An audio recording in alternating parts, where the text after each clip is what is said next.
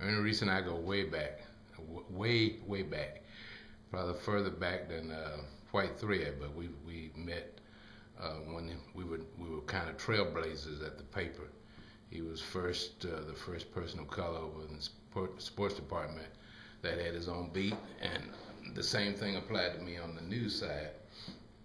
He probably was the one guy who single-handedly popularized and introduced the Atlanta community to some of the talented black athletes in the city.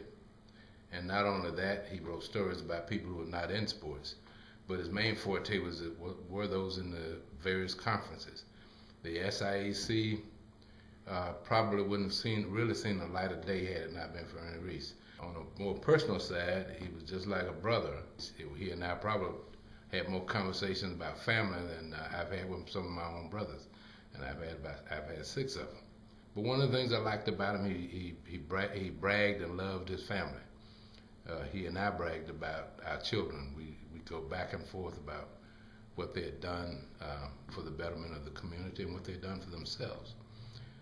I also appreciated the fact that he took care of his mother. He loved his mother, and if any chance he got the opportunity to go to Mississippi, he went. He was the kind of guy. He's the old statement of a man's man. He helped those people who would accept the help, and he always talked in a positive light for folks to grow. He never let anybody, or he tried not to let people who thought they were down stay down. He always talked about something positive, and gave. He kind of reminded me of my mother-in-law. He finds something positive in somebody and he wear it out. Oh man, yeah, you can do this. You can do this. When I speak of Earnest Reese, my heart sometimes cries out because I've always looked at him as a father figure, someone that he taught me how to be a man. He's a man of discipline. He's a man of pride. He's a man of integrity. And you can't teach that. And only you show it by the way that you live. Mr. Reese was my 5th grade teacher, and I remember the deep voice that he could just say something that it was just, you knew to stop in your tracks. And things I like to say about Mr. Reese was he was the first man to actually take me bowling. Had never been bowling before in my life. We met down there at Greater Lamar's Cafe. He met about 6 or 7 of us and took us bowling. But the main thing I really liked about Mr. Reese was he was compassionate about kids. I couldn't play basketball. I was a musician, but he created a 3rd string basketball team so me and some other guys could play. And that showed me the man cared about us as young boys growing up in the community of McDonough. Oh, I just want to say growing up and spending time at Mr. Reese's house was a magical time as a little kid. You know, wasn't nothing like it. Great childhood, great experience, great memories. Mr. Reese was a very focused person, you know, basically, you know, taught you discipline just by watching him, you know, his habits, being focused and, you know, wanting to accomplish goals and do things, and how he was with all the kids, and you know, really didn't matter if you wasn't his kid or anything, you know, you can come over, you know, if hungry, need something to eat, want to shoot basketball, got a problem, you know, whatever it is, you know, it was basically just one big family, you know, over at his house all the time. So, yeah, again, I think everybody enjoyed that experience who was a part of that. Yeah, he was a great guy, man. Awesome leader for the community, what I call a real community actor. Just unbelievable how he treated the kids in the neighborhood. Got nothing but respect for him. Yeah, we went to bowling, the Braves games, played bingo, just tremendous. You know, Mr. Reese I can't explain what he meant to me and my family. You know, as my sisters and brothers, he was a true pioneer for the neighborhood. Mr. Reese was always that guy, that dad. He was energetic with us. He would play with us. He would direct us in how to play sports, how to live life. You know, you live your life like you play sports all the way.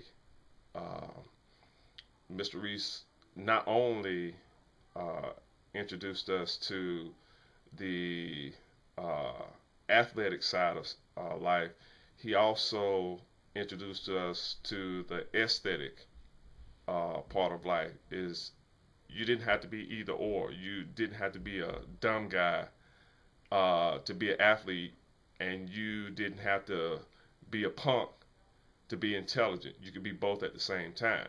My name is Solomon Barge, and I was a good friend of Earnest Reese.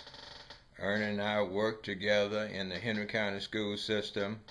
We also had a little extra job. We worked together as waiters in Atlanta.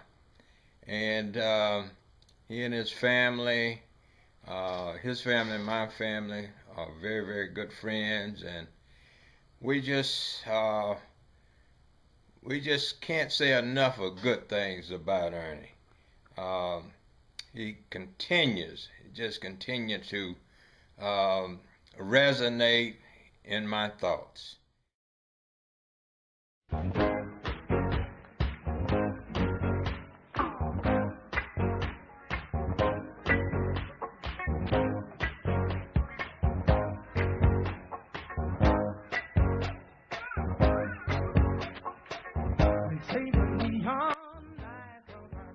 You don't know how it's going to be transferred, how it's going to profit you, but you just had a feeling that if you learn and if you knew, at some point it was going to be beneficial.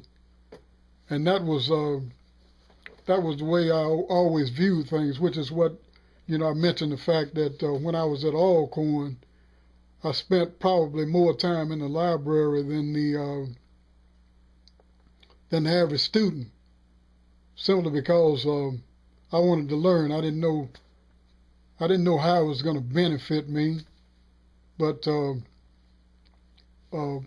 somebody, and I think it might have been my granddaddy was talking about. He didn't know anything about the word versatility, but I think that's what he meant. Being able to diversify, being versatile, being able to do more than one thing, even for a living. So that always stayed with me. I knew that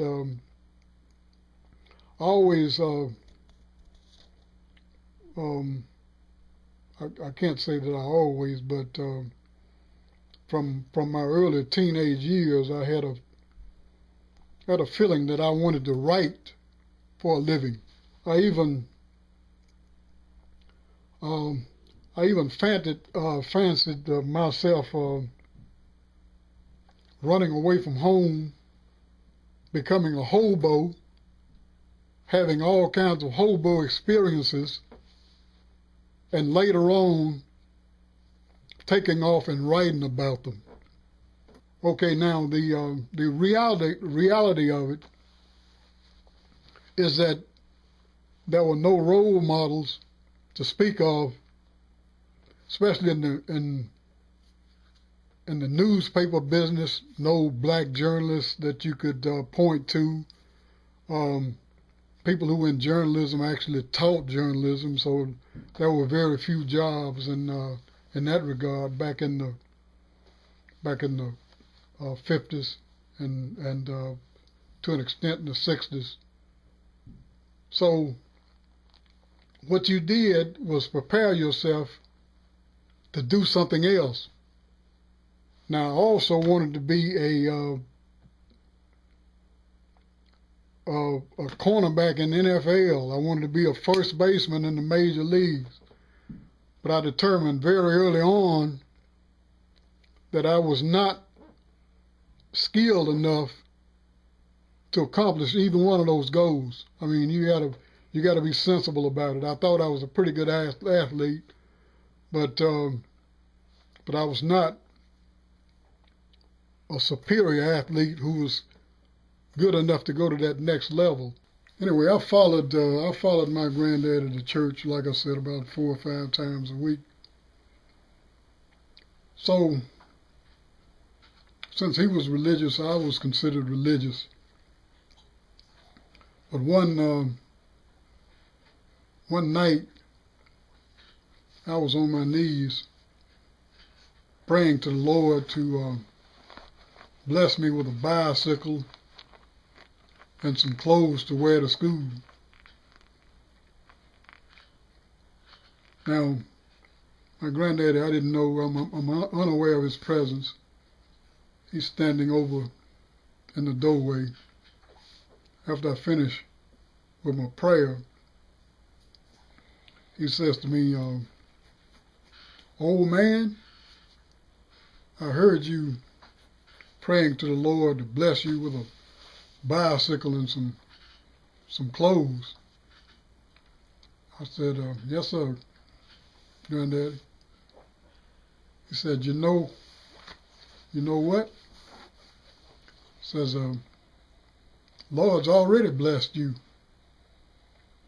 I said, what do you mean? He said, Lord bless you with health and strength. You got to use that health and strength to get these other things you're talking about, the bicycle and clothes. So I thought about that for a couple of days, and after weighing everything, I decided to get a job. I took this paper route that had 103, 105 customers. He told me that every day at 7 o'clock, every customer on my route should have his or her paper. That meant that as a 10-year-old, I had to get up every morning about 5 o'clock, get to the site of my delivery where they threw the papers, where they dropped the papers off, then began to fold the papers so I could throw them properly. You know, you want to sleep until 6 o'clock. And I can remember my granddaddy coming back and standing in the doorway, and he's saying, old man, which is what he called me. So you're a little late. You should be on your route. I'd say, Granddaddy, I want to nap for another 5 or 6 minutes. I'm kind of tired. I don't feel like doing it. So he said to me, for first and last time, he said, you know what? You took this job and you promised that you were going to execute. He didn't use the word execute, but that's what he meant. You gave your word.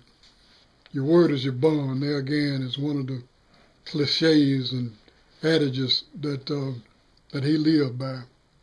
Said, since you gave your word, when you took the job, and that's what you did, you got to hit it. He never had to tell me again in my life, and it turned out to be an extremely positive experience because there were many days that followed in the junior high, the high school, the college, the working world, where you ran into situations where you just wanted to turn over and nap another 15, 20 minutes, but you knew that you had responsibilities and you had to bounce. It was almost like second nature to me based on that experience with him when I was 10 years old. When I moved into McDonough community, I was bound and determined to get totally immersed in the community, especially working with kids. And one of the reasons for that is, I was motivated by the thought of a person that I mentioned early on named Mr. Strong, who was a peanut man, and who was illiterate, but he walked around and organized us into football and baseball teams, kids in Jackson, Mississippi. The four corners of the city, the east side, west side, north side, all of that. He would organize baseball teams and eventually football teams, and that's how we got our early exposure to organized sports. And like I said, Mr. Strong didn't know anything about the rules. He couldn't read, he couldn't write, but he did a heck of a job. Funny looking, the way he dressed. So I decided early on that whenever I got involved in a community, I was going to be the Mr. Strong, only operating on a different level. So even though I was a teacher and teacher/coach, I did get involved in the community. We had all the kids were welcome to the house, in the yard. They played, they were disciplined. Some of them even, we'd have as many as 20, 25 right after school, and sometimes we even dealt with, even though I've got to come home from school, and it's an hour after school is turned out. We got kids who would be on the porch there, and we would even help some of them with their homework. But they had an opportunity to play football, basketball, baseball. They utilized the balls and the basketball. They get out there and shoot, and they throw the football. And everybody, when they finished with things, they put them right back in the same place. We didn't have to worry about anybody doing any stealing. If anybody used profanity, and they knew that I heard them, they just started running. They knew they had to do 4 laps for using profanity. So it got to a place where even if nobody who lived down there at 243, I think it was 243 Holly Smith Drive, that was our address.